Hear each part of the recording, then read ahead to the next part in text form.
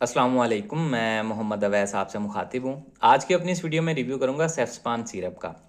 सेफ्सपान जो है ये सिंपल और डीएस दो स्ट्रेंथ्स में ये अवेलेबल होते हैं। अब डीएस और सिंपल में फ़र्क क्या है ये भी वीडियो में आपको नेक्स्ट बताता हूँ।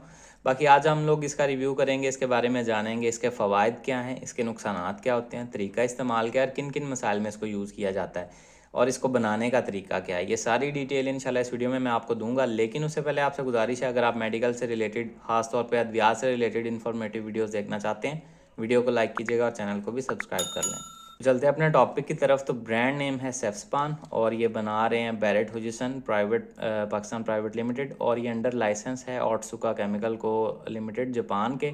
तो क्वालिटी के हवाले से यहाँ पे कोई कंप्रोमाइज़ आपको देखने में नहीं मिलेगा, अच्छा रिजल्ट प्रोवाइड करेगा। कीमत की बात की जाए तो 397 रुपीज़ में आपको 30 ml के पैक में ये पाकिस्तानी मार्केट में अवेलेबल है। बात करते हैं इसके कंपोजिशन या फार्मूला की, तो इसमें जो चीज़ ऐड की गई है वो है सेफिक्साइम 100 mg पर 5 ml, यानी कि हर 5 ml में हर 5 ml में 100 ग्राम सेफिक्साइम दवा को ऐड किया गया। अब सेफिक्साइम है क्या? सेफ्सपान ये सिंपल है, ये 100 mg में आता है और सेफ्सपान डीएस जो है मतलब होता है डबल स्ट्रेंथ। डबल स्ट्रेंथ से मुराद ये कि उसमें 200 mg पर 5 ml होता है, मतलब कि डबल दवा की मिकदार उसमें 5 ml में ऐड की गई होती है, ये फ़र्क है। सेफिक्साम बेसिकली एक एंटीबायोटिक दवा है और मुख्तलिफ बैक्टीरियल इन्फेक्शंस को ट्रीट करने में इस्तेमाल की जाती है, जिसमें मुख्तलिफ ग्राम नेगेटिव और ग्राम पॉजिटिव बैक्टीरिया शामिल हैं।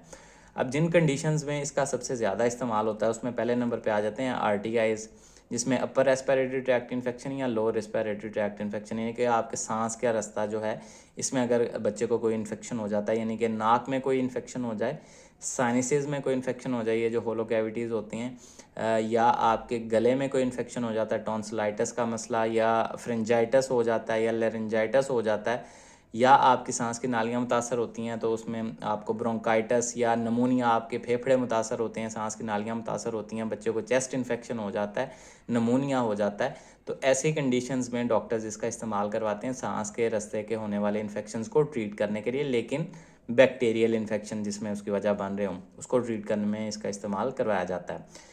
इसके अलावा ओटाइटिस मीडिया यानी कि कान के इन्फेक्शन में भी इसका इस्तेमाल करवाया जाता है। इसके अलावा यूटीआईज, यूरिनरी ट्रैक्ट इन्फेक्शन, पेशाब के रास्ते का इन्फेक्शन, बच्चे में अगर गुर्दे का, मसाने का या पेशाब की नाली का कोई इन्फेक्शन हो जाता है तो उसको ट्रीट करने में भी इसका इस्तेमाल करवाया जाता है।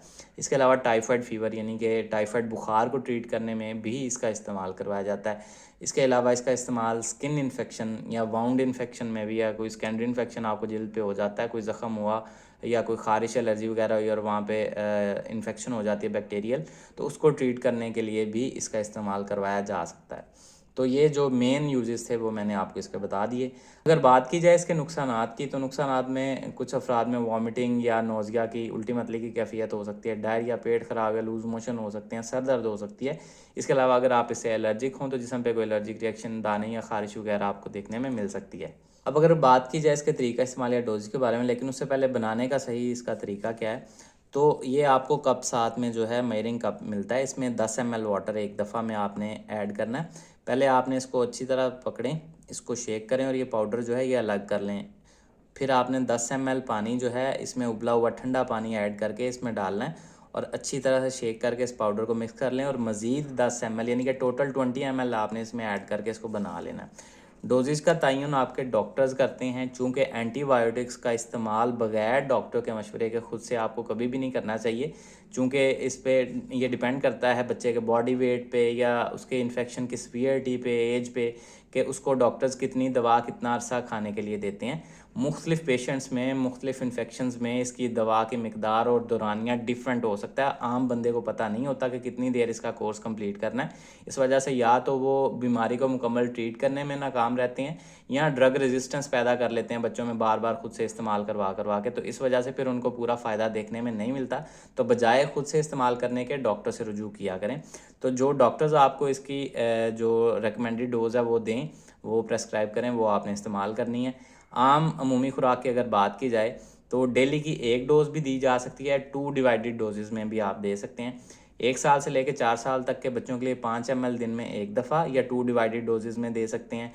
5 साल से लेकर 9 साल तक के बच्चों के लिए 10 ml डेली एक दफ़ा या 2 डिवाइडेड डोजेज़ में दे सकते हैं।